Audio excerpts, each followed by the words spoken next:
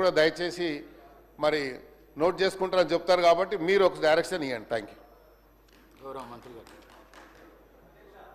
అధ్యక్ష, సభా నియమావళి ప్రకారం 0 అవర్ ఏ ప్రభుత్వంలో ఉన్నా ఎవరి ప్రభుత్వంలో ఉన్నా అదే నిబంధనల ప్రకారంగా జరుగుద్ది. ఇది కూడా నోట్ చేసుకోవటం జరిగింది అధ్యక్ష. డాక్టర్ రాజేశ్వర్ రెడ్డి గారు. అధ్యక్ష,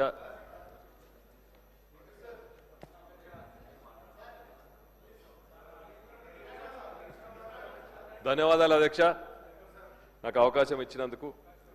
మొదటి అధ్యక్ష, నాగర్కర్నూలు నియోజకవర్గంలో నాగర్కర్నూలు పట్టణంలోని గవర్నమెంట్ జూనియర్ కాలేజ్ అధ్యక్ష, అది పట్టణ నడిబొడ్డున 5 ఎకరాల్లో విస్తరించి అతి పురాతనమైన కాలేజ్ అధ్యక్ష. అది 1967లో నిర్మించబడ్డది అధ్యక్ష. అది ఇప్పుడు అది ఎప్పుడు కూలిపోతుందో తెలియదు అధ్యక్ష. నేను ముఖ్యమంత్రి గారికి కూడా లిఖితపూర్వకంగా ఇవ్వడం జరిగింది. సానుకూలంగా స్పందించి దాన్ని అతి త్వరలో పూర్తి చేస్తా అని చెప్పింది అధ్యక్ష. ఇప్పుడు ఎక్కడైతే ఆగిపోయిందో డిపార్ట్మెంట్లో అతి త్వరలో దాన్ని పూర్తి చేసి దాన్ని అతి త్వరలో కట్టేయాలని మీ ద్వారా కోరుకుంటున్నాను అధ్యక్ష. అదేవిధంగా అధ్యక్ష, మన నాగర్కర్నూలు నియోజకవర్గం, నాగర్కర్నూలు జిల్లా అతిపెద్ద జిల్లా అధ్యక్ష, ఉమ్మడి పాలమూరు జిల్లాలో. అటు అచ్చంపేట, ఇటు కొల్లాపూర్, కల్వకుర్తి, నాగర్కర్నూలు అధ్యక్ష. ఈ యొక్క జిల్లాలో ఎక్కడ కూడా టెక్నికల్ కోర్స్ సంబంధించిన కాలేజ్ లేదు అధ్యక్ష. మీ ద్వారా తెలుపుకోవడం ఏంటంటే మాకు జేఎన్టీయూ అన్నా లేకపోతే ఏదైనా టెక్నికల్ కోర్స్ సంబంధించిన కాలేజ్ అతి త్వరలో శాంక్షన్ చేయాలని కోరుకుంటున్నాను అధ్యక్ష. ధన్యవాదాలు అధ్యక్ష. నోటెడ్ అధ్యక్ష. ప్రకాష్ గౌడ్ గారు.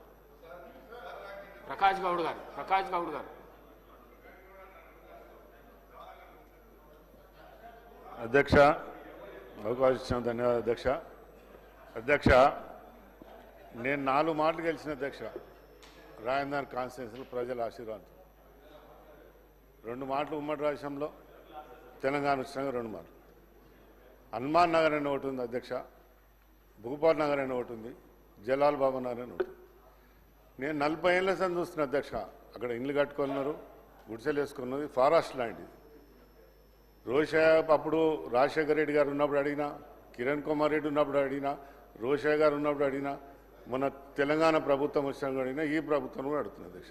నేనేమంటున్నా అధ్యక్ష, అడిగినప్పుడు దీని పరిష్కారం ఏంది, మంత్రితోని అధికారులతో కూర్చోబెట్టి దీనికి ఏం చేస్తే సొల్యూషన్ అవుతుంది. ఇలా 40 ఏళ్ళ సంది దాన్ని ఇల్లు కట్టుకున్నారు, వాళ్ళకి పట్టాలు లేవు. బిల్డింగ్లు కట్టుకున్నారు, మంచి బిల్డింగ్లు కట్టుకున్నారు. ఇవాళ ఇటు రోడ్లు చేయనిపోతే రోడ్లు చేయనియరు, నీళ్ళు దానిపోతే నీళ్ళు చేయనియరు. దానికి కారణం ఏంది అధ్యక్ష? మీరు ఒక దాని మీద ఆలోచన చేయాలని అవసరం ఉంది అధ్యక్ష. ఎందుకంటే ఇప్పుడు 4 మాటలు గెలిపించినాక ప్రజలకు నేనేం చేయకపోతే రేపు ఎట్లా నమ్ముతారు అధ్యక్ష?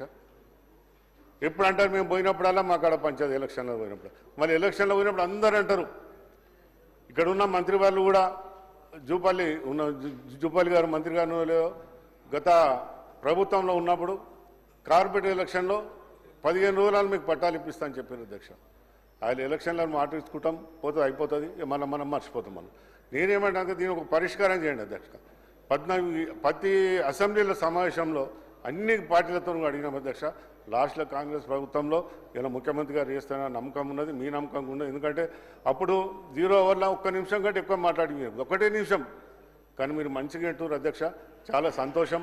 ఈ పనిని ఏ విధంగానైనా చేసి ఇస్తే చాలా సంతోషం అధ్యక్ష. ఎందుకంటే ప్రజలు అడుగుతారు మమ్మల్ని. ప్రజలు అడిగినప్పుడు మనం చేయకపోతే మనం ఎందుకు 4 సార్లు గెలిపించినా కూడా ఆ ప్రజల తీర్మానం చేయకపోతే నేను ఎందుకు ఎమ్మెల్యే ఉండడం ఎందుకు, లేక ఎందుకు? అందుకని దయచేసి అధ్యక్ష, ఇక్కడ ఉన్న మంత్రులు పెద్దమంది అందరూ కూడా మంత్రి వాళ్ళని అధికారులను కూర్చోబెట్టి చేసే బాధ్యత, తీసుకునే బాధ్యత మీరు తీసుకోవాలని చెప్తున్నా అధ్యక్ష. గౌరవ మంత్రి గారు, మినిస్టర్ గారు నోట్ చేసుకోవటం జరిగింది అధ్యక్ష. కవ్వంపల్లి సత్యనారాయణ. ధన్యవాదాలు అధ్యక్ష.